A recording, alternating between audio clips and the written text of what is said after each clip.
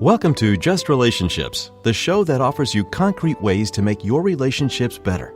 Whether it's your boss, your spouse, your children, or your friends, the quality of your relationships in life directly affects how you feel about yourself and the success you achieve. Your host, Dr. Duffy Spencer, a psychotherapist, telecoach, author, and seminar leader, will interview top experts to help you learn to manage this essential part of your life. And now, here's your host, Dr. Duffy Spencer. Welcome to Just Relationships. If you listened to us last week, you will know that this is the second part of a two-part series with Carol Ritz, who is a certified speaking professional. Her expertise is on leadership and change. And Carol Ritz travels all around the country educating people on how to make change positive and how to have good leadership to do that. And what does good leadership actually mean? So welcome back, Carol Ritz. Thank you. It's good to be here, Duffy. Oh, so tell us, you had, when we talked about what we wanted to cover on the show, you had used the term co-ownership, that a leader needs to co-own their leadership. So, right. So tell us what you mean. Okay. Well, a salesperson tries to get us to own something, and they're going to tell you all the benefits so that you own it. Well, what a leader does, they have the ability to get others to co-own, whether it's the mission, the goals, or any change. If the leader themselves owns the change and others do not feel a part of it, if they don't see their initials there somewhere, they're going to sabotage. And then you spend more time trying to win them back when really at the beginning you need to help them feel powerful, because we know change is intimidating. So as a leader, you announce on Monday what's going to be different. And on Monday, nothing changes because nobody felt a part of it and they were hoping you'd go away. You can't have a leader if you don't have followers. Exactly. So how to get, we need good followership too. And how to get people to follow the leader, and why should they? And unfortunately, co-owning the change and the nature of leadership, of course, the worst example in human history is Hitler, who banked on the fact that the Germans were blamed for World War I, for causing it, for having ugly kind of gas warfare, for everything. And they were humiliated by the other countries. They had to pay great reparations. They were put down, condescended to, blamed. And so, that you're not right, you're not good enough. And a Hitler comes along and says, not only is it untrue that you're not good enough, why, you are the best. You are the superior race. You are Aryans.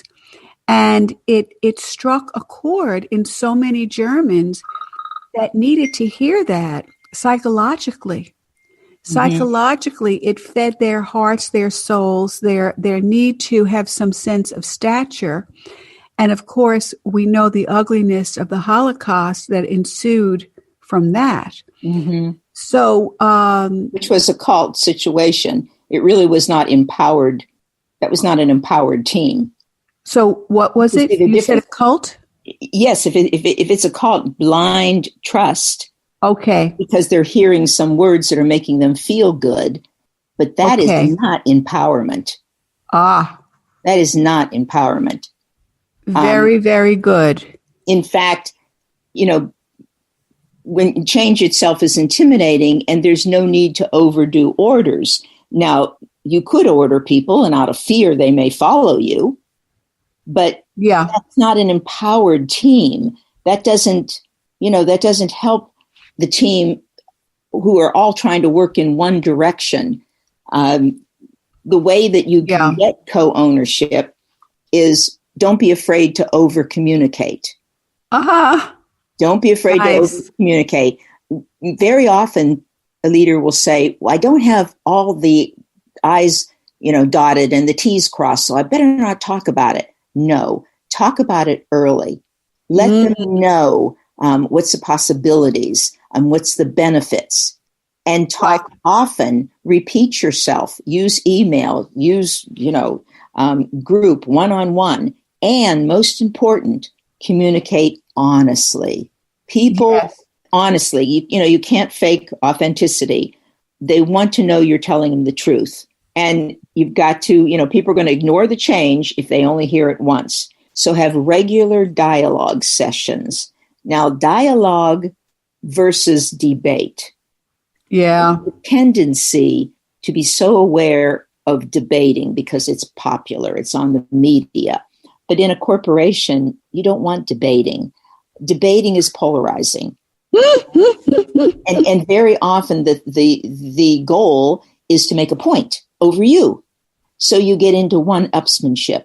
And very often truthfulness is no longer the value. It's to win, to make the point.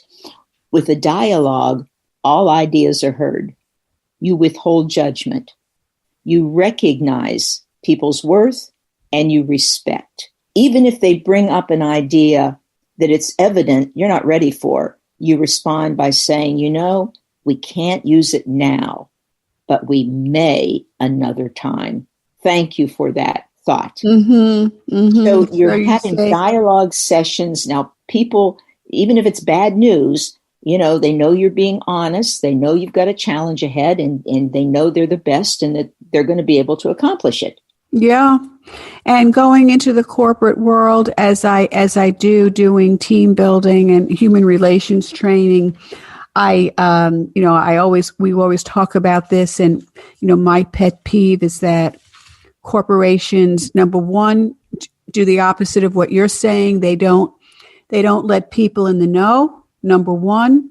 And then when they do, they don't persuade, they don't convince, they don't speak enough benefit language, and mostly they don't acknowledge the discomfort of change. They say instead, what's wrong with you? You're not a good worker citizen because you don't like this change. Well, that train is leaving. You better get on it or else. Or that ship has sailed. And so they try to push change down people's throats rather than give them a chance to have a reaction. Because remember, we're all working still with a primitive brain, even though we have a neo-local, a new brain, frontal lobe. We still have the primitive brain, which is like at least 80% of our psyche. Well, there are many people who will respond to what you just said because jobs are hard to find. Yeah. So you're right. So they will follow, but you'll never have their heart. You'll never have the creativity. The load will always be on you. You will go home stressed and angry. Right. Because you never got to see the benefit of what people had within them that you might not even have, but because you have their heart, they're giving it all they got. Now you have their power too. I always like to encourage leaders to inquire of their team, see what their team respects in leadership. In other words, talk to your team and say, I'd like you to, in groups of 2, 3, name some leaders that you have admired. Who are some people, whether it be in history, whether it be currently or in your family? Who are the leaders that you've admired? And more important than their name, what is the quality that you admired? Now you're going to start hearing things like Ronald Reagan. He was a good communicator, had a sense of humor. Mother Teresa, she taught us what beauty was all about. Margaret Thatcher, she was always focused and direct. So now you have some ideas of what your team values in a leader. And because they had a chance to talk about it, they start nodding, and he puts all of them on the same page. Yeah, they're nodding. Mm-hmm. And I think when I said, make sure you over-communicate, you might want to tell them, I'm going to be over-communicating. So let me know if it's too much. Yeah. Tell me to gear it down too much. because I want us to have this healthy dialogue to help one another through this change so we can celebrate, and we are going to celebrate. Yeah, so I couldn't agree with you more, and this is how I open classes too. When I teach coaching and counseling, who was your favorite coach in your life and what were the qualities, all of that, and it's very, very organic and it's excellent. And I'm also thinking about qualities people admire in leaders. Someone may say strength, and it may be in the form of machoism. And someone may say good business prowess, and that turns out not really to be true, that people who may have the appearance, the illusion of good business prowess don't necessarily have it. And is machoism really strength? I mean, certainly in the old culture, machoism is strength. When we look at what people are looking for, and I'll go back to managers today or leaders in the corporate world, and of course, political world, we'll put that on the side for the moment, is more of an androgynous model, which is the best qualities of both genders, which is, yes, I am direct and forthright and assertive and honest, and the typical female qualities, I am receptive and responsive and sensitive and caring, that today's people in the workforce are really voting for both. So what's your take on that? Well, we're seeing more and more of this servant leadership. Oh, yes. That the leader is there to serve. Right. Or they wouldn't be there. And not only is that their role, but they encourage others on the team to get into servant leadership. Right. And it might be involvement in the community, and with the T-shirt of their bank written across their chest, so that everybody can kind of connect their work and the service in the community and their family together. Yeah. Once again, eliminate some of the anxiety and the stress, because your company is focused on a goal that you're proud to be a part of. Yeah, and the idea of what you said earlier about dialoguing, not debating, because you get everyone on board, and you might also have to deal with groupthink, that this is rah-rah, like simplify. I'm a Marine, and you can't say anything negative about the Marines in any way, or I may love it or leave it regarding our country, not in terms of I'm a parent that loves my children, and I'm not going to endorse everything they do because I love them. I love them, and therefore I want them to be on the straight and narrow. I want them to fly right. And, there are certain basic differences in beliefs. Love it or leave it, that it has to be 100% right or wrong, that win-lose mentality, as you said earlier, versus out of my love, I query, I question, I think, I debate. So all of this, when we look at ownership, it has to be, as you said, the empowered co-ownership, where people really are educated about their product. If you work for a corporation, what does your company sell? Do you believe it? When I used to teach psychology of salesmanship, and we looked at two qualities, which is product knowledge and product fit. So you have to obviously know the product inside and out, and fit. Do you really believe in it? Does it work for you? Yeah, does it work? Think it really benefits people. So it's that depth of knowledge to create empowered co-ownership. Exactly. So they know they're a part of the win. And right. I think when a change comes up, it's important to discuss with the team, What do you see the barriers that we're going to have to overcome to implement this change so that they get them out? That way they don't leave the meeting and tell all their friends. You've already asked them, what are the barriers? Now, they might say something like, well, we're not going to have enough federal money. Well, that's not part we control. What do we have that we can control? Well, we have a well-educated staff. Okay, we have that going for us. Once you decide which of these barriers you have some control over, now you're ready for an action plan. And the team comes up with, we can control this. This is what we need to do. This is by when, and this is how we're going to grade ourselves or check on ourselves. Beautiful.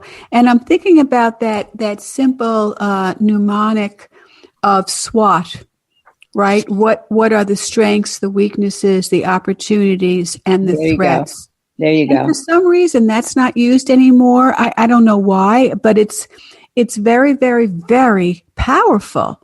And it just says it all. It says SWOT. Yes, it's a formula. Weaknesses, opportunities, and threats. Well, Duffy, you hit on it. When you're going through so much change and things get just so hazy and there's so much uncertainty, formulas work. Formulas work because you just named one. And now as a team, we can work through this together and feel like we're getting someplace. Nobody wants to leave a meeting saying, well, that was a waste of time. That's all we did was complain and talk in circles. Interesting, because earlier you talked about change that is not resisted, is more like cyclical or routine.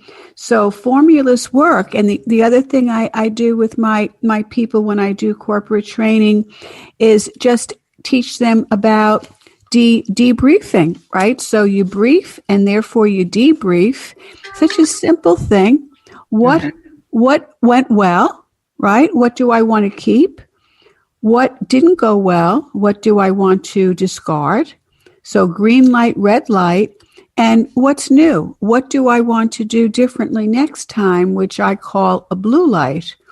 And or a yellow light, what should I be cautious about? Yeah, good. Very good. Add yellow. Do I need to ask? Add yellow. Absolutely excellent. Right. And this way people are armed and educated, armed in the best sense of the term. And then you move into a new briefing, maybe a review of the past project. And now you are back to some sort of educated judgment. Mm-hmm. Yeah, I say when you're going through change, you can identify your people. There's your green light all ready to go. If things don't change, they're going to change them anyway. And then you've got you've got your yellow light that are saying, I'm cautious. I have 100 questions, and you always want to focus on them because they're being very analytical. They're being somewhat critical, and they may come up with some questions that will help you from going over the cliff. And then you have the red light that says, not over my dead body. And they're not going to change. But, they may retire, or once they see that things are going well, they'll jump on board. Right. All right. Do we have time for Don't Sweat the Small Stuff? Yes, we do. Okay. Yes, okay. Absolutely. I just think that because we're facing so much this health issue, that people are learning, things that we used to complain about, we don't complain about anymore in the scheme of things. So we don't want to sweat the small stuff. But we do want to look for little things that bring us joy.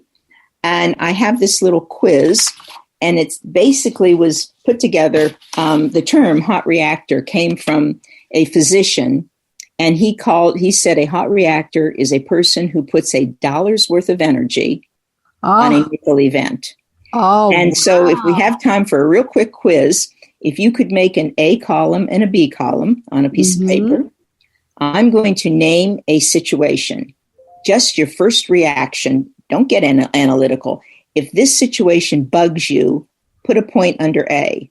If this situation doesn't bother you at all, point under B. And we're going to keep a tally. Okay. Standing in line for the movies or grocery store. A, it bugs me. B, no problem. Inefficient restaurant service. Inefficient restaurant service. People who are never on time. Gasoline prices. A crying baby on the plane. Athletes making multi-millions. People who crack their gum. Hey, if it bugs you, be no problem. 8 is slow driver in the left lane. Next, men who wear earrings.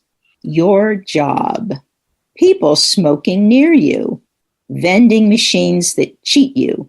And the last one, people who slurp. If they're drinking coffee, count your A's, give yourself a score. Oh my God, I'm not going to do well here, Carol Ritz. Okay. Now, here is the scoring. If you got a 0 to 3, you are a Mother Teresa. Nobel Peace Prize winner is among us. If you got a 4 to a 6, that is the normal range. You can go home and tell your family you've been checked out and you are normal. Yeah. 7 or 8. These are the people who carry Tums in their pocket. Rolaids. 9 or more. These are the people we call grumpy. And you are grumpy to yourself because you're putting $1 worth of energy on a nickel event. And we know now that that will bring health connections. The blood pressure up, the immune system down. Yeah. The A's are the people who place pressure on themselves. The guy with the earring, it's his ear. Now, I realize he might be dating your daughter or son, but let that go. And the B's are the people who believe in the serenity prayer. God grant me serenity.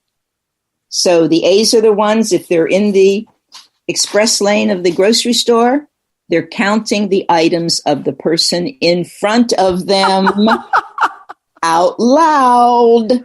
Out loud. Then the person takes out their coupons, and then they start writing a check, and you've lost it at that point. Mm-hmm. So we just want to make sure that we check on ourselves. Once again, look inward and catch yourself. Am I putting $1 worth of energy on a nickel event? Don't sweat the small stuff. I love it. And I that's what when I teach stress management, the idea of putting a number. This is so much more fun. Is it 1 to 10? Do we have a 10 reaction to what's really a 1? But this is so relatable. And being grumpy to yourself. Right. I mean, so many times, I've got so many people who stand because they have 9, they have 10, they have 11, and you look at them and they're the sweetest people in the world to others, but they're grumpy to themselves. And that's where the health connection comes. Yeah. Grumpy to themselves and chronically grumpy with other people as well. That will occur. That will absolutely occur. Yes, yes. So a couple of these, I put myself in the middle. Yeah, I don't like waiting online, but I will, if it makes sense. Obviously, there's only one cashier or something. You wait online, and I usually pull out my phone. Or restaurant service, I have to say, that really bugs me. But there is some control there because you can lessen the tip. Yeah, and you can speak up, and you can write a letter.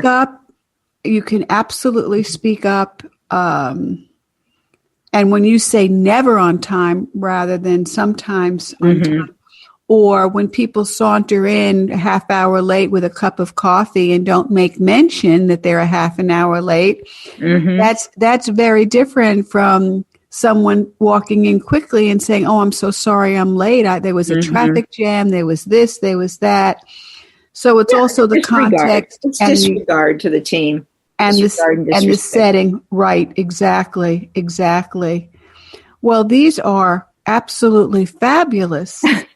So here we are looking at, we just have a couple of minutes, and here we are looking at, many people have said the year 2020 it has provided us with the most challenges ever between the political polarization and the COVID and the economy. I'm sorry, what was that? The economy. And of course, the economy. The health issues. The economy, besides the health issues, that juxtaposition of the two. And some people are faring much better, actually. I was very surprised when we were first in lockdown that so many of my patients were not terribly upset about it. I was actually quite surprised. And, obviously the ones that could work at home, there were other factors. And then you have the working mother, and the working father. Now they're both at home and dealing with child schooling. So, but we know that mental health issues have gone sky high. We know that alcohol sales have gone sky high. And guns. Ammunition sales are sky high, and hoarding. And it is really awful. And I think that a lot of people are availing themselves of Zoom and other kinds of modalities to be able to access yoga classes and meditation classes. See the grandchildren. See the grandchildren on Zoom. And there's a great commercial on that. And so, and it's far from ideal. People say I'm zoned out on Zoom. Yet, what's the alternative? Right? No contact at all. I have been so impressed with human beings during this crisis, this pandemic, at how creative they are. Yeah. How incredibly creative people are. Now we have masks in all different designs and colors. And there are so many new and different, as you said, novel and new joys. And Carol Ritz, on that note, I have to tell you, I was so looking forward to doing these two shows with you. And this is 1,000 times better, even better than I had thought it would be. Oh, I appreciate you telling me that, because you never know. You have these thoughts that go around but in your head and you're not sure. I know. But you brought them out, and I appreciate that. Well, yeah, and it's to have someone who is an expert in these matters and can be so grounded about it. So I really appreciate, and if you would like Carol Ritz's 300 quotes on leadership and change, go to her Twitter account, TO the Ritz. Thanks again, Carol. And this is Dr. Duffy Spencer saying goodbye for now and wishing you great relationships.